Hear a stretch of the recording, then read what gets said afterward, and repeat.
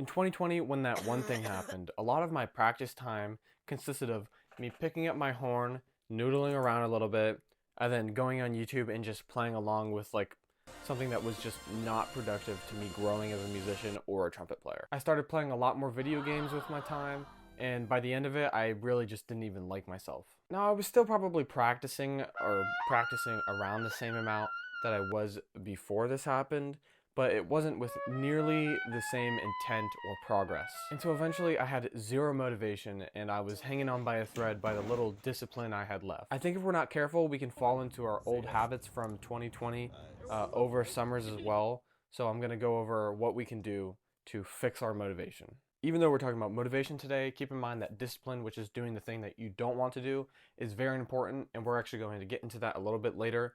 But wouldn't it be nice if we actually wanted to do the thing? So what is motivation? Well, it's your desire, or it's what you actually want to do. So motivation actually has a lot to do with what we call dopamine, which a lot of people think is the feels good or pleasure hormone, but it's actually more correlated with the pursuit of the pleasure, or it's the thing that will drive you toward a goal, not what is released when you get there. So I'm not a graphics design editor, so bear with me here. Picture a sort of line graph like this with a line going through here that represents your baseline of dopamine, and this line represents your current dopamine release. To keep it simple, I'm going to use words like pain and pleasure, even though they're not completely accurate. So remember, this is baseline, and with dopamine, what comes up must come down, and vice versa. So the more pleasure you experience, the more pain you will after. Which also means the more pain you experience, the more pleasure or motivation you will after. So when you force this up and up, it's going to come down and you're not going to want to do anything else after. So if you spend too much time pursuing pleasures before you even get the chance to practice, your dopamine release is going to come down and you're not even really going to want to by the time you get there. So what if we reverse this? What if we voluntarily experience something bad? Well, if we do this, as we know, your dopamine release has to come back up above the baseline. So in a way, it kind of makes it simple. If you're having trouble convincing yourself to do something like practicing or your homework, do something uncomfortable first. For example, you could subject yourself to a cold shower, which should be adjusted to your own standards.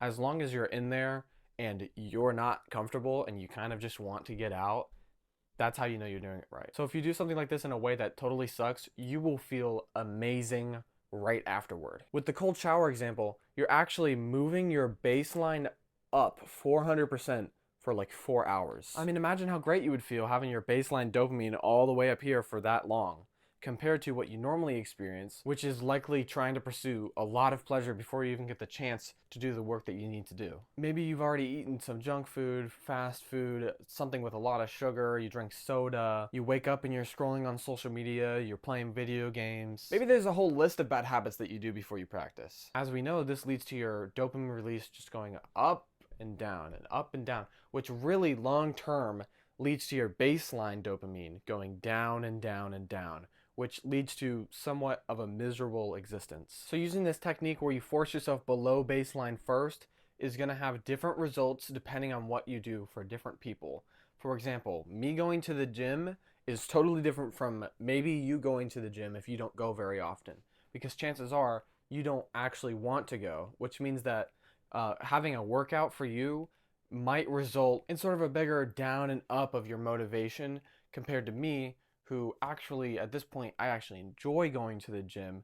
So I'm not really bringing my dopamine down to come to the gym to allow it to come back up when I come home. It's actually going up, sort of pursuing this pleasure by just going to the gym because I'm at the point where I personally enjoy it. So whatever it means for you, you need to actively seek discomfort. For me, maybe it's cardio. I haven't been doing it as much lately. It's kind of a little bit dreadful for me to do cardio. It's always been cold showers for me. They're really tough, and that's something that I should be doing if I want to have this effect. So believe it or not, practicing can be really, really enjoyable. It could even be the highlight of your whole day. Yes, it's work and you need to stay focused, but it won't be as painful as what you did before, and you'll likely even look forward to it. So chances are right now you're not actually convinced enough to go take a cold shower or go have a workout right now. So here's some information I learned from Andrew Huberman about voluntarily putting yourself through discomfort. I'm not a scientist, so if you want to actually learn this information properly, go listen to the Huberman Lab podcast. So there's a brain area called the anterior mid-cingulate cortex. This brain area grows in size when you do something that you don't want to do. So it's not a matter of just doing more work, it's a matter of specifically doing something that your brain is telling you, no, I don't want to do that. Now you're probably saying, okay, cool, this brain area gets bigger.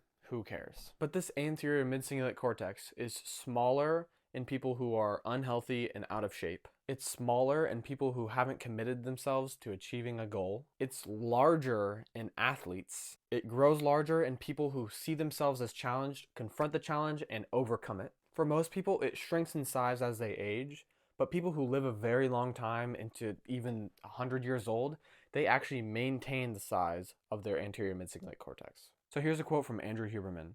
Scientists are starting to think of the anterior mid-cingulate cortex not just as one of the seats to willpower, but perhaps actually the seat of the will to live. I don't care who you are, but that should get you pumped to go do something that sucks. I mean, think about how much better your overall life experience would be if you just did one thing every day that you really didn't want to do. Now, okay, you probably already kind of do this, but paying the bills or doing your homework doesn't really count because it has to be something that you completely voluntarily subject yourself to. That sucks. All right, now go have a great practice session. Well, unless you haven't done anything that sucks yet.